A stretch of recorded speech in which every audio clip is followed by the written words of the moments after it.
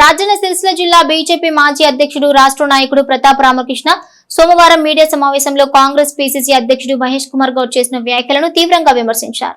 మహేష్ గౌడ్ నిర్వహిస్తున్న ప్రజాహిత యాత్రను ఆయన పిచ్చి యాత్రగా అభివర్ణించారు. కరీంనగర్ జిల్లాలో కాంగ్రెస్ ను ఖతం చేసే యాత్రే ఇది అని వ్యాఖ్యానించారు. ఈ సందర్భంగా ప్రతాప్ రామకృష్ణ మాట్లాడుతూ కాంగ్రెస్ ప్రభుత్వం దేశంలో 60 సంవత్సరాల పరిపాలనలో దేశ విభజనకు ప్రజాస్వామ్య విలువ లేకుండా చేయడానికి హక్కులు చేయకుండా చేయడానికి కాంగ్రెస్ ప్రభుత్వం పనిచేస్తుందని తీవ్రంగా మండిపడ్డారు. కాంగ్రెస్ నాయకులు మోడీ పైన బండి సంజయ్ పైన మాట్లాడితే ఓ మైలేజ్ వస్తుందేమో అని ఓ భ్రమలో ఉండి మాట్లాడుతున్నారని ఎద్దేవా చేశారు.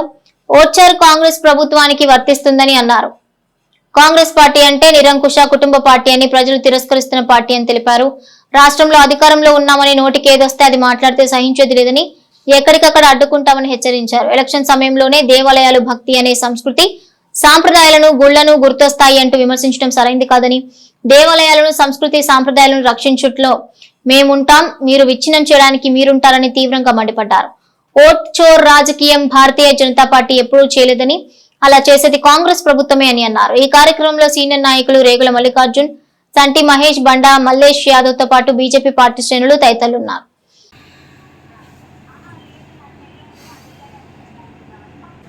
కాంగ్రెస్ పార్టీ రాష్ట్ర అధ్యక్షుడైన మహేష్ గౌడ్ గారు మన కరీంనగర్ పార్లమెంటు బండి సంజయ్ గారి గురించి అభ్యర్థి గురించి వారు పార్లమెంట్ అభ్యర్థి గురించి ఎలా మాట్లాడి మనందరం చూస్తూ ఉన్నాం.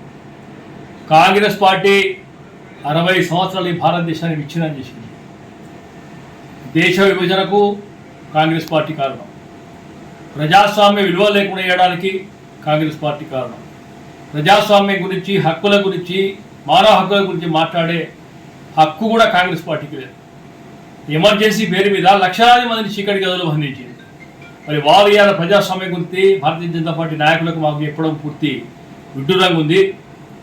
మరి ఒకవేళ బండి సంజయ్ గారి మాట్లాడితే, నరేంద్ర మోడీ గారి మాట్లాడితే ఏమైనా ప్రమోషన్ వస్తారనుకుంటున్నారు. వాళ్ళు ప్రజలు చీత్కరించుకుంటూ ఉన్నారు. దాదాపు 19 రాష్ట్రాల్లో అధికారం పోయినాక సిగ్గు ఎగ్గు ఏం మాత్రం కూడా కాంగ్రెస్ పార్టీకి వస్తలేదు. మరి వాళ్ళ ఓటు చోరీ అంటే ఓటు చోరీ ఎప్పుడు చేసిండో అర్థమవుతలేదు. ప్రజలను మభ్య పెట్టుకుంటూ పక్కదారి తీసుకుంటూ అనేక రకమైన అపోహలు కల్పించుకుంటూ మరొకసారి అధికారం రావాలని ప్రయత్నం చేస్తూ ఉన్నది. భారతదేశ ప్రజలు ఇసుకుపోయిన 60 సంవత్సరాల పాలన కాంగ్రెస్ పార్టీతో. మరి ఒక నిరంకుశ పార్టీ, అప్రజాస్వామిక పార్టీ కూడా ఓటు ఇవ్వడానికి సిద్ధంగా లేరు. మరి ఈ పరిస్థితి కొనసాగితే మాత్రం ఎక్కడికక్కడ అడ్డుకునే పరిస్థితి అవుతుంది. జాగ్రత్త, ఖబర్దారని చెప్తా ఉన్నాం బిడ్డలారా. మీరు ఏది ఉన్నది కానీ అధికారం ఉంది కానీ ఏది పడితే మాట్లాడితే ఊరుకునే ప్రసక్తి లేదు. ఆయన చెప్తా ఉన్నాడు, దేవుడు కానీ గుళ్ళు కానీ ఎలక్షన్లు వస్తే అది వస్తాయట వాళ్ళు. మరి మీకేమే అది వస్తాయని ఒకసారి చెప్పండి.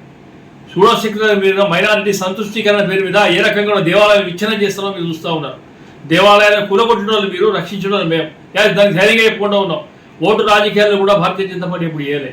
ఈ దేశం కోసం, ప్రజాస్వామ్యం కోసం, ప్రజాస్వామ్య విలువ కోసం భారతీయ జనతా పార్టీ పనిచేస్తుంది, కార్యకర్తలు పనిచేస్తూ ఉన్నారు. కనుక ఇలాంటి పరిస్థితి మరొకసారి పురాల్సి బాగుండదు కూడా హెచ్చరిస్తూ ఉన్నాం. భారత్ మాతాకి జై.